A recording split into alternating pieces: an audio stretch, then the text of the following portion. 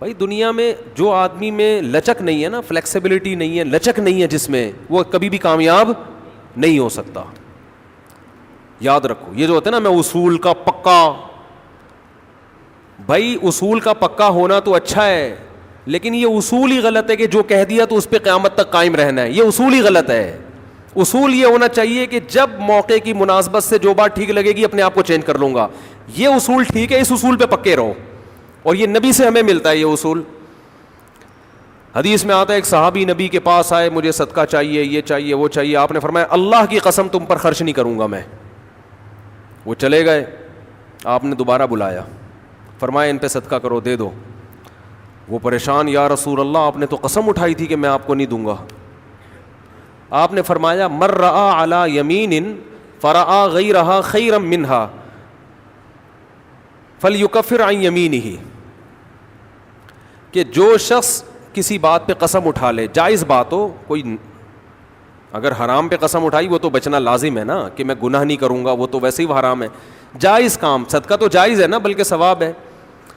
فرمایا کوئی کسی جائز کام پہ قسم اٹھائے, پھر بعد میں اس کو خیال ہو کہ مجھے قسم توڑ دینی چاہیے, اس کا مائنڈ کیا ہو گیا, چینج, تو اسے چاہیے قسم توڑ دے اور کفارہ ادا کر دے, اس قسم پہ قائم بولو نہ رہے.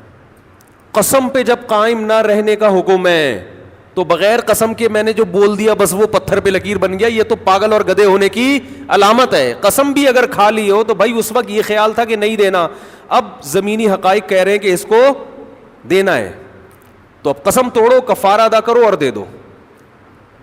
بات نہیں آ رہی میرا خیال ہے. یہ کس کی سیرت ہے, نبی کی. نبی سے زیادہ کسی کی پکی زبان ہو سکتی ہے, لیکن ایسی لچک سکھائی ہے کامیاب بننے کے لیے کہ یہ نہیں کہ جو کہہ دیا تو وہ پتھر پہ لکیر. گراؤنڈ ریئلٹی کے لحاظ سے, ماحول کے چینج ہونے کے لحاظ سے آپ نے اپنا رویہ کیا کرنا ہے, چینج کرنا ہے. اس وقت آپ کی رائے یہ تھی, اب آپ کی رائے وہ ہے, کیونکہ زمینی حقیقت بھی چینج ہوتی ہے اور انسان کی نالج بھی چینج ہوتی ہے اور انسان کی رائے بھی چینج ہوتی ہے. بعض دفعہ نالج چینج نہیں ہوتی, انسان تانے بانے ملا کے ایک رائے قائم کرتا ہے, بعد میں جب اور گہرا سوچتا ہے تو اسے لگتا ہے کہ وہ رائے ٹھیک نہیں تھی, تو وہ اسٹیٹمنٹ اس کا کیا ہو جائے گا, چینج. کوئی بات نہیں, دن میں 100 دفعہ چینج ہو جائے. ناکام وہ ہے جو کہہ دیا تو اڑ گیا, بس کچھ بھی ہو جائے. اب دیکھو ایک آدمی آپ کو مستحق نظر نہیں آ رہا تھا, آپ نے کہا اللہ کی قسم تجھے میں صدقہ نہیں دوں گا, تو فراڈی ہے. بعد میں پتہ چلا نہیں فراڈی نہیں ہے, آپ کو نہیں, میں نے تو بول دیا تھا میں نہیں دوں گا. بھائی اب فراڈی ہونے کی بیس پہ نہیں دے رہے تھے, تو اب پتہ چل گیا یہ فراڈی نہیں ہے. بعض دفعہ پہلے بھی پتا تھا فراڈی نہیں ہے, اب بھی پتہ ہے نہیں ہے, لیکن پہلے خیال تھا کہ نہیں دینا چاہیے, اب خیال ہے کہ دے دینا چاہیے, تو رائے چینج کر لو. بہت مشکل ہے. اور گھریلو جھگڑوں میں تو میاں بیوی کی طبیعت میں اگر لچک نہیں ہے نا, 4 دن بھی ان کا رشتہ نہیں چل سکتا. یہ تو مجھ سے ابھی لکھوا کے سگنیچر انگوٹھے لگا لو, جیسے سبزی والے نے ٹھپے لگائے تھے انگوٹھے لے کے گھوم رہا ہوں, لیکن آپ انگوٹھے نہیں, آپ مجھے پکڑ لینا, میں کہاں بھاگوں گا.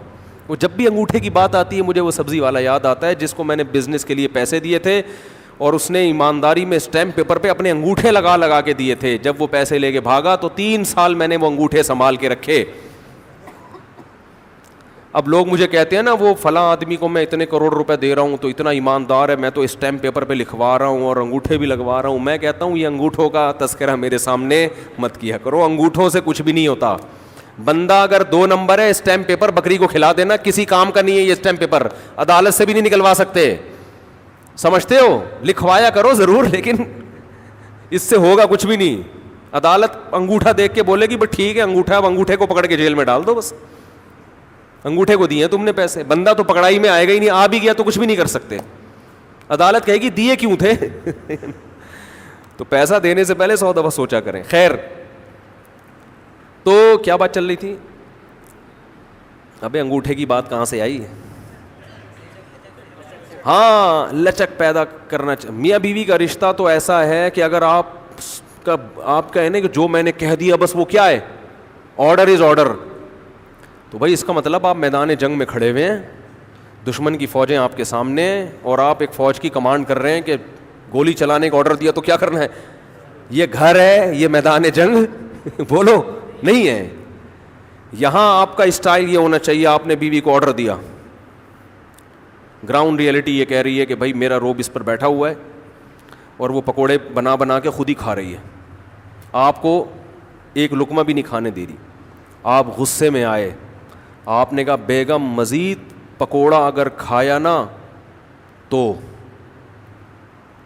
گراؤنڈ ریئلٹی کہہ رہی ہے کہ اس دھمکی سے یہ پکوڑے کھانا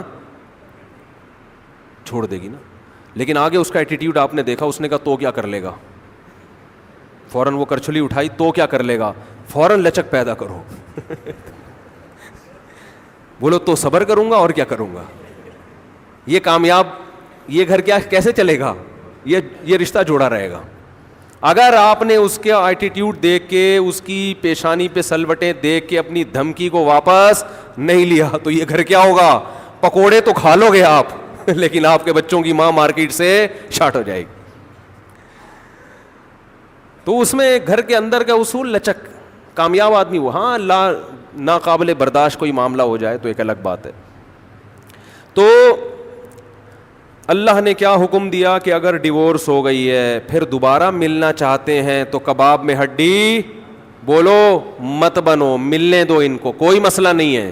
ہاں یہ قرآن نے کہا ہے کہ اس شرط میں ملیں کہ ان کا اپنے بارے میں یہ خیال ہو کہ دوبارہ وہ جھگڑے نہیں کریں گے, ایسا نہ ہو ملتے پھر وہی ٹینشنیں شروع کر دیں. اب دوبارہ اپنی اصلاح کر کے آئیں کہ بھئی اب ان ماضی کے قصوں کو چھیڑنا نہیں ہے. لیکن یہ ایک یا دو طلاقوں کے بعد ہے, 3 طلاق کے بعد نہیں مل سکتے جب تک کہ کہیں اور نکاح نہ ہو جائے اس کا.